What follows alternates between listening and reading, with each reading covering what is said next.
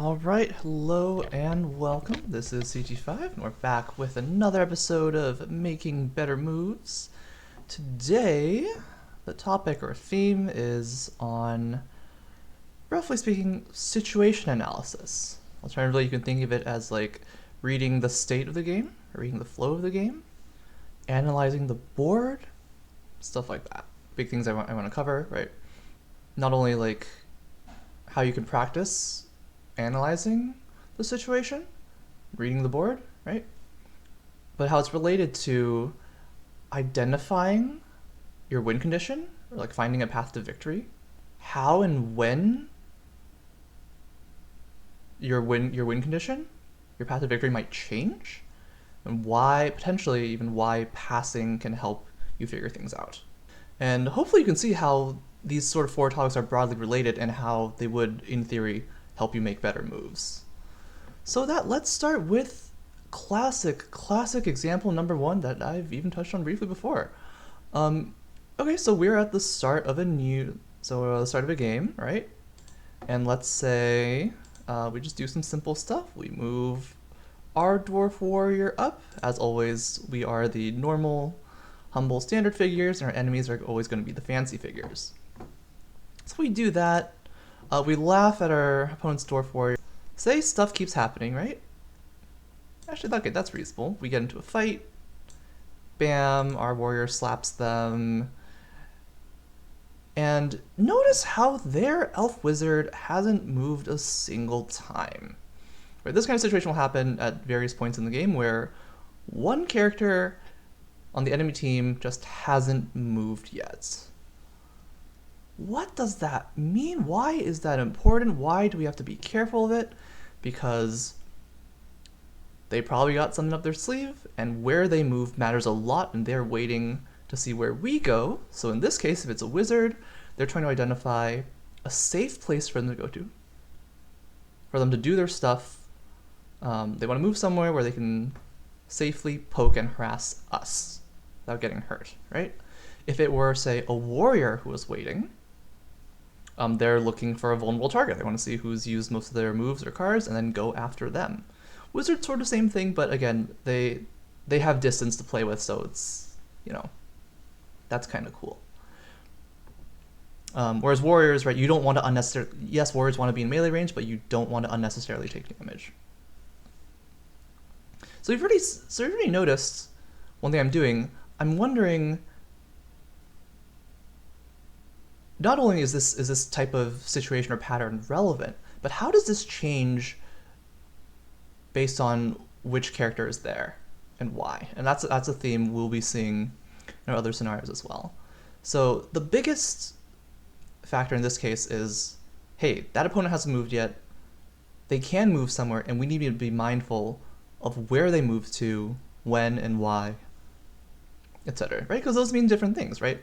The elf wizard, in theory, in this case, right? The elf wizard moving, say, here, like out here, has a very different meaning than if the elf wizard moves here, right? If they just poke their head out just to get line of sight, they want to pew pew. If they go here, they're also getting in pew pew range. They can also see more things, but more importantly, right, they're on the victory squares, right? These things matter. And if the elf wizard and if the enemy team just pass in this case, that's kind of weird. And you have to wonder why they bothered even sending their dwarf warrior in to attack if they're just going to pass and not do anything with the elf wizard.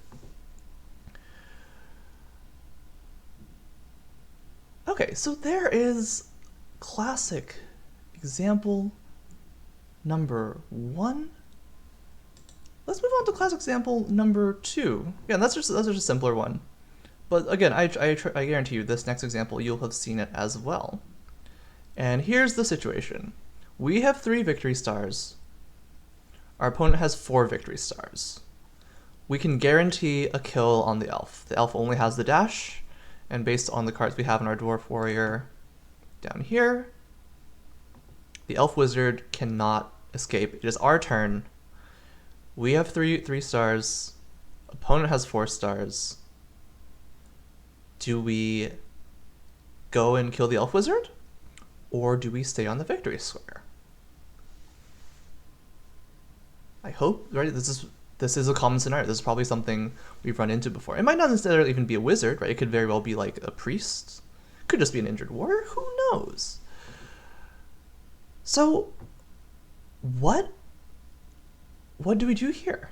What's the best way to win, right?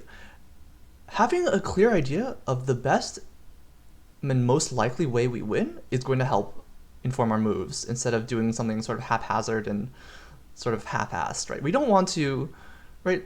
Something we don't want to do probably is say, you know, we walk our dangerous maneuver up, then the Elf Wizard runs away. Then we decide to, oh no, okay, now we've done that, now we go back onto the victory square, right? What has that done for us? Very little.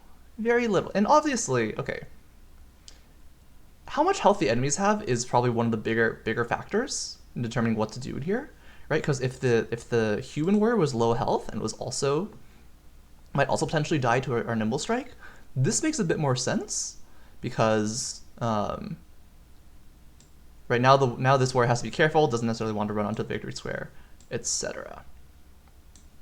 And by doing this, we've scared the Elf Wizard away into a position where they don't have good line of sight to us. We've sort of bought ourselves some time away from the Elf Wizard. So let's clarify our assumptions a bit.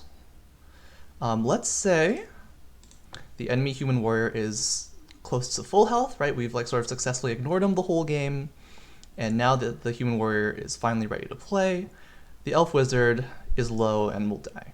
And will die if we get that nimble strike on. Now again, we're at 3 stars. Opponent's at 4 stars. What should we do? A kill is very, very tempting, right? Kill is very, very tempting. But most likely, probably the best thing to do in this case is to pass, get the 4th victory star, and then do everything we can to kill the elf to get up to 6 victory stars. And once we get 6 victory stars, we win the game, right? And I think in most situations, if you find yourself in this situation, generally the right thing to do is to get that 4th victory star off the victory squares, and then because then getting a kill on anyone is easier, right? Because think about what happens if say we do chase, right? Let's just say we walk. Elf Wizard is spooked, runs into the corner. We chase with dangerous maneuver. If the dash was the last card, then we can do here to avoid the damage. If they had at least 1 card, we go all the way, just in case they have a telekinesis. Okay, we've moved. So it's the enemy's turn. Enemy human warrior probably calmly takes the victory square like this. We finish off the elf. Poof. And we do that. They pass, we pass. Now the situation, it's 5 stars to each. But now we have to work really, really hard to get back onto the victory star, to get onto the victory squares. Might even be impossible, right? We need to probably draw 2 nimble strikes. Walk, nimble strike, nimble strike. Right? So, right, the sort of rule of sort of general heuristic is that getting kill is very good and very important, and yes, indeed it is. There's no denying that. But always blindly going after the kill? You know, like, it depends. A lot of things depend in this game. So we have to be careful of that. And again, another thing that matters is how much life our own warrior has. Not just, we talked about how our opponent's health can influence things, but our own health matters too. If we have a lot of health, it makes a bit more sense to stay on the victory squares and try and duke it out here against the human warrior. If we have really low health, then this is 100% our best bet to go, because we can't afford to go back onto the victory squares and try and fight with a full HP warrior, right? And similarly, if the Elf Wizard were just right here, immediately in range of a nimble strike, with our 2 extra moves, the walk and the dangerous maneuver, we can kill and get back on. But the elf shouldn't be positioned there anyways. We'll assume this person knows what they're doing because they're playing an elf wizard. Not many people play elf wizards. So, again, right, major theme, things depend, and calmly assessing it, I guarantee will help things out. Okay, on to our next example. So, our team, with, again, the sort of basic figures, we just killed an enemy character. So we have 3 characters alive, but they're all at around half health. And the enemy team has 2 full health warriors, and they've controlled the victory squares. Which team's ahead? I don't know. Hard to say, right? We've probably been in this situation before. Generally speaking, most people would assume that the team with more units alive is ahead. And why is that? Because they get more cards per round. And having more cards lets you do more things, ideally. Which is why, killing characters is very important. And so, yeah, okay, so the team with 3 units alive, their advantage is in how many cards they get. In this case, the team with 2 units, their advantage is both in their current position, in that they have control of the victory squares, and based on how much health they have. The team with 3 units, since they're all around half health in this scenario, they can't afford to take as many hits. They actually do have to play a bit more carefully. They can't sort of casually walk next to the enemy warrior and just assume that because they're currently ahead by some metric that they're going to be fine, right? Can't do that. And notice how this metric changes a lot, right? If the opponent's at 5 stars, as an extreme example, then who cares how many freaking cards you're getting if you can't use them and make something happen, right? If they're going to win this round, doesn't matter how many cards you're going to get in the future if the enemy's winning right now. So what happens? Okay. So the opponent's at 5 stars. The team with 3 units, yeah, they have more people alive, but they can't do much about it. If the team with 2 units, the enemy team has 4 stars, and they end this round and they go up to 5, well, this team only has 1 round to make use of it, to make use of their extra cards, and that might not be enough to overcome this pretty, in this case, a very severe positional disadvantage. It's like none of their people can reliably get access to the victory squares. If they manage to get 1 on, the enemy team can just force a win by standing on to the second, alternatively just putting a shit ton of pressure on that person. And so as you see the trend here, right, like the less stars, less victory points the opponent has, the worse of a position they're in, because that just means the team with more characters has more time to leverage their advantage. If the 3 units were all healthy, were at full health, like, there's no question who's at an advantage. Obviously, the biggest case is if the opponent would immediately win this round, right? But other than that, very big advantage otherwise.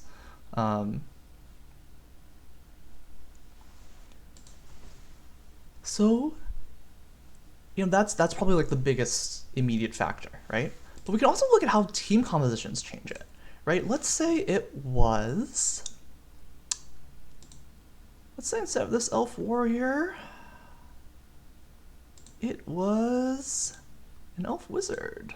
Well, again, suddenly the positional advantage matters a lot less. It's a bit more precarious, right? Because this elf wizard can casually and calmly just shoot the enemies or even just push them off the victory squares with control spells, right? So suddenly, even if the team with 3 units had lower health, the presence of this one wizard actually makes a very, very big impact on the game. And actually, another thing related to having more time is note that our team has a priest. If the priest has heals or card draw, right? The more time they have, it's more likely they can find one of those things and sort of minimize the enemy health advantage or further increase the amount of cards they have to do things with.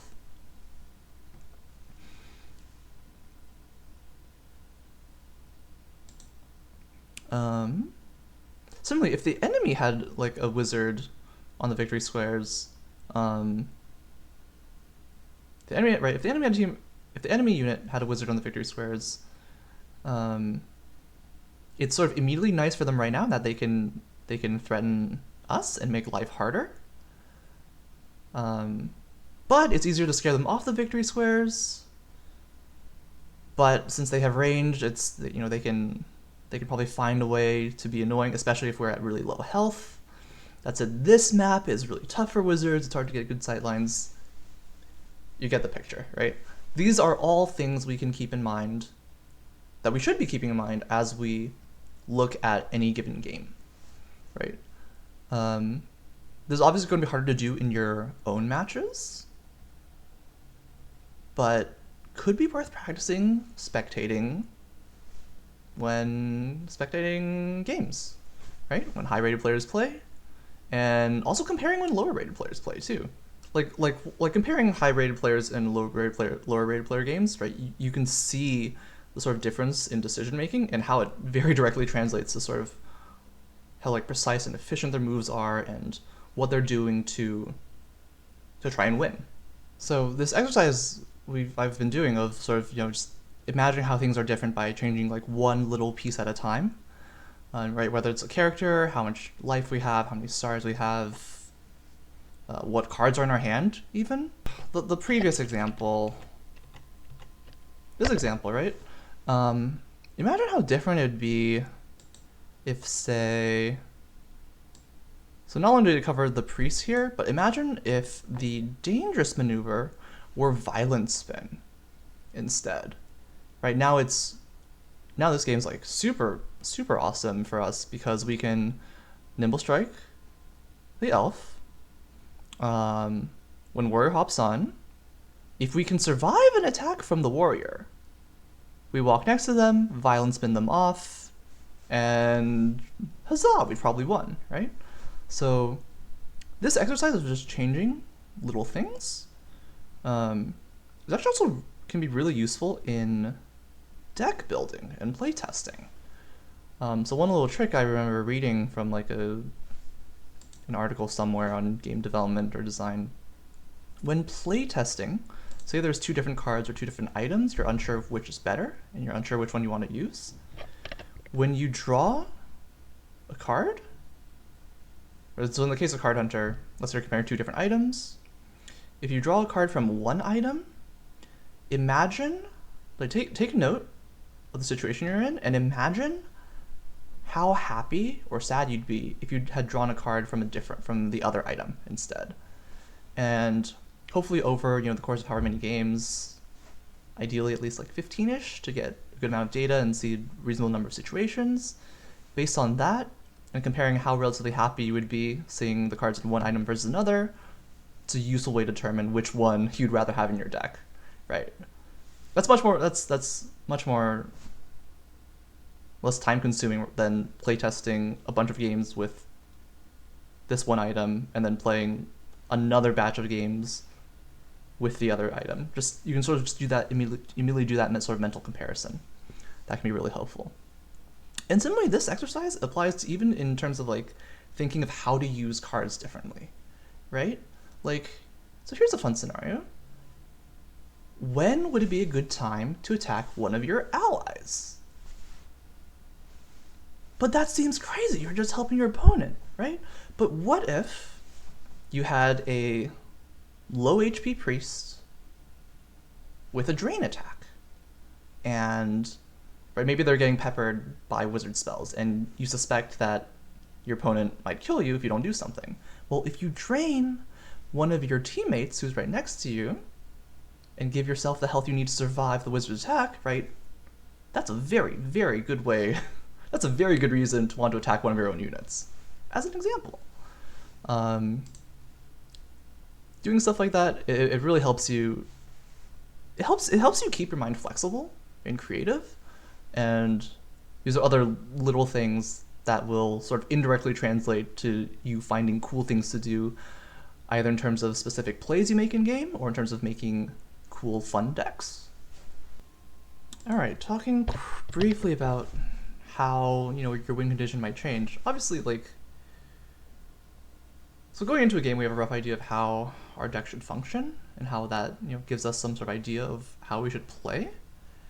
But then what our opponent does, or in the situation, what cards we draw, what they do, that changes things. So, okay, let's keep going with this example. So our team, we have 3 units. Our win condition at this point is most likely going to have to be murder hoboing everyone, because chances are the enemy team is not going to want to give up their position. They're going to want to do something like this or this. They're going to want to get their human warrior onto one of the other victory squares as well.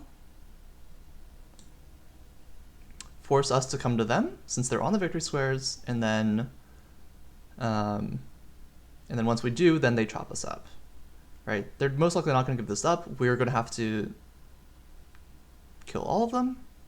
Definitely at least the second one. After that, depending on how things have gone, we may or may not be able to hold out and win on victory squares for the remaining 2.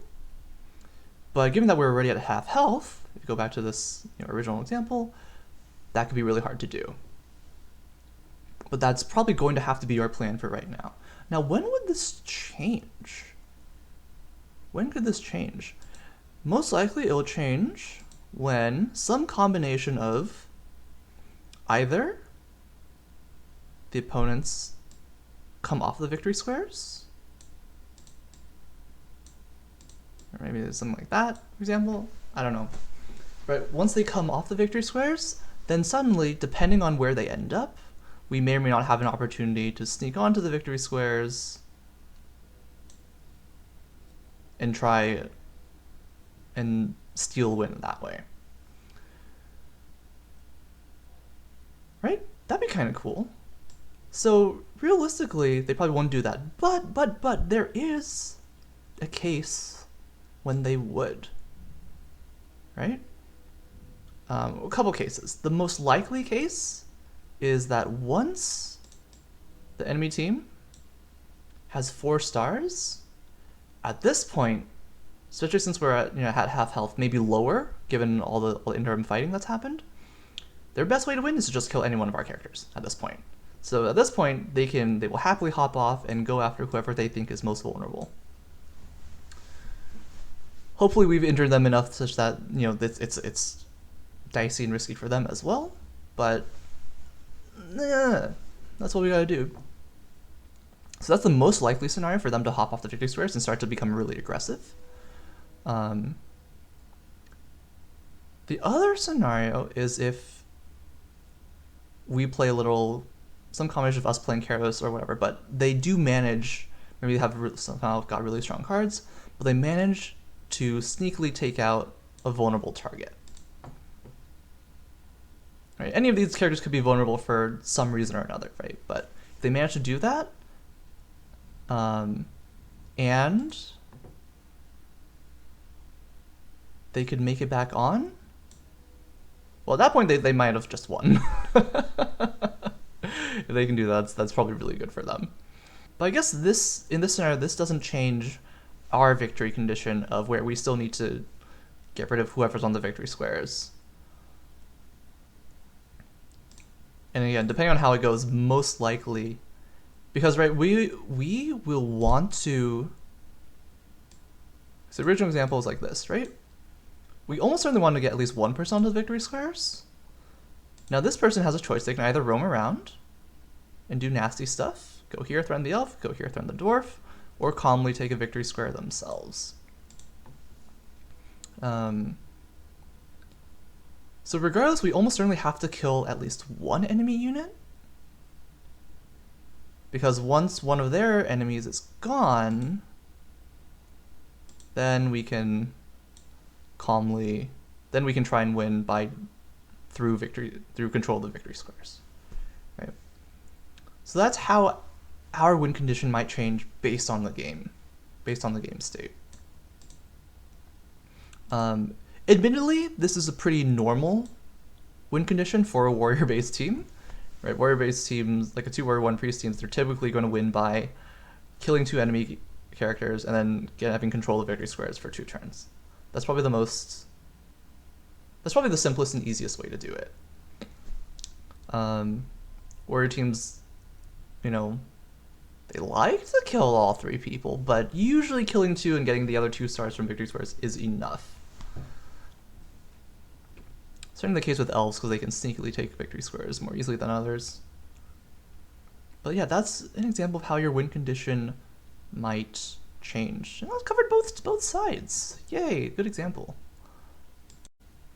And the last bit on passing, I will cover the other 2 examples, but the first one, in this one, in case it wasn't clear, the team with 3 units, right, their advantages in cards, they can afford to play slower, they can pass a bit more often.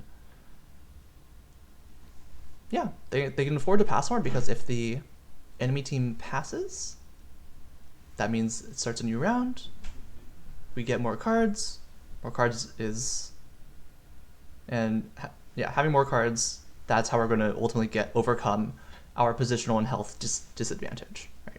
Going back to our first example of where we were waiting for the enemy elf wizard to move from the original spot, passing is a good way to sort of mess up the opponent's timing. If they're waiting for us to do something and then we just calmly wait and ask them, what are you going to do? Right? If we just wait as well, that throws off their timing.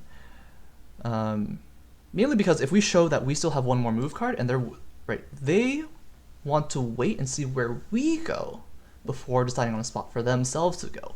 If we show that we still have a move, they have to be like, well, if I move to this one spot, then they can move to me. That's bad. Then maybe I shouldn't go there, etc., etc.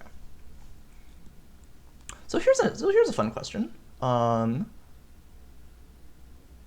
Let's say in the beginning, our dwarf had. Actually, let's say it were an elf. So let's say our elf warrior had both the dash and a dangerous maneuver. So the question is, knowing that, so what I was just saying, right, if the opponent knows we have move cards, then that's going to influence where they go. So with that in mind, if our elf has both a dash and a dangerous maneuver, which of these moves do we use? Do we use the dash to keep the dangerous maneuver as a surprise? Or do we use the dangerous maneuver right now to both avoid taking the 3 damage, as well as showing the opponent, hey, we have a move, be careful? What would you do? Almost always the correct answer is to use the dash that they know about, because we want to keep extra moves as a surprise for the opponent. Generally.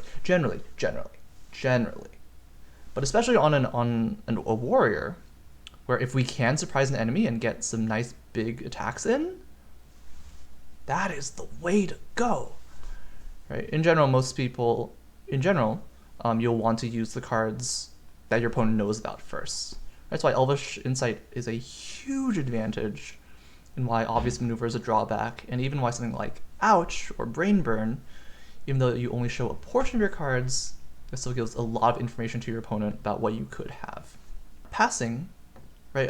In previous videos I talked about how passing is used to give yourself information in that how the board state might change based on your opponent moves, or if they pass, that might give you a hint as to what they have in their hand. Using these changes in the board helps us more accurately identifying our best way to victory. You get the picture.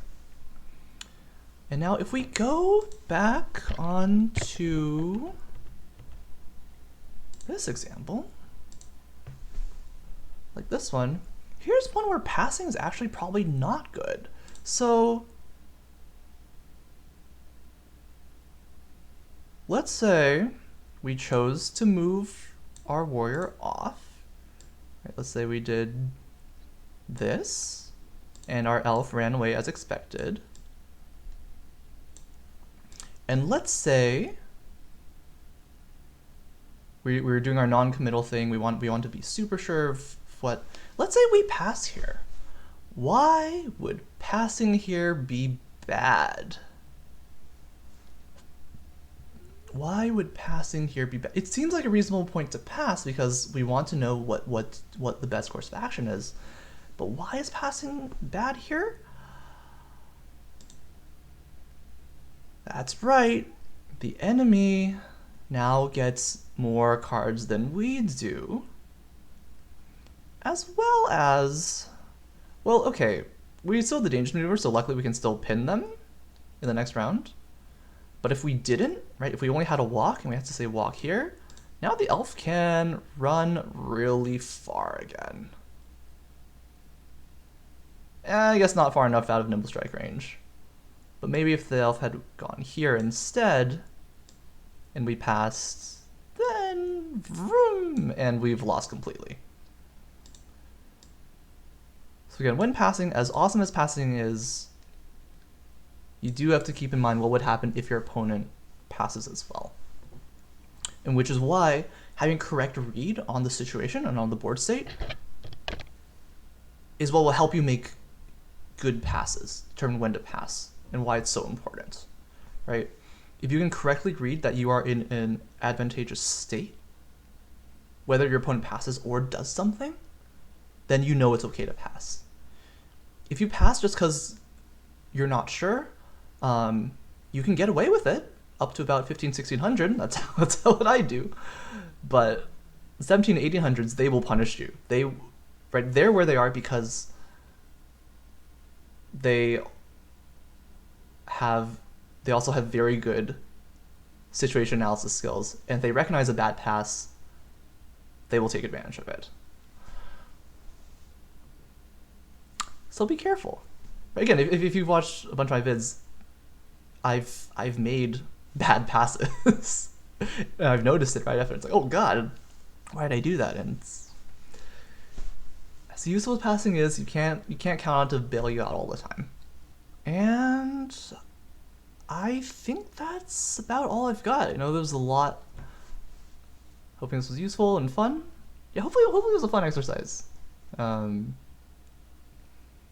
And I do think this sort of situation analysis is really useful. And again, it is a skill that can be practiced, right? You always have your own games, right? Like, you always have your own games to look at, and you can always watch other people's games. And I think it will help. I really do. Hopefully these examples were useful as well. Hopefully give you a better sense of things to look out for to improve in your own game. And with that, I will see y'all next time. Probably my next video will be a more gameplay oriented video, and then a couple weeks after that, another one of these making better moves videos.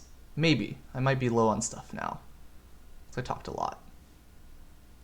But hopefully it'll be fun.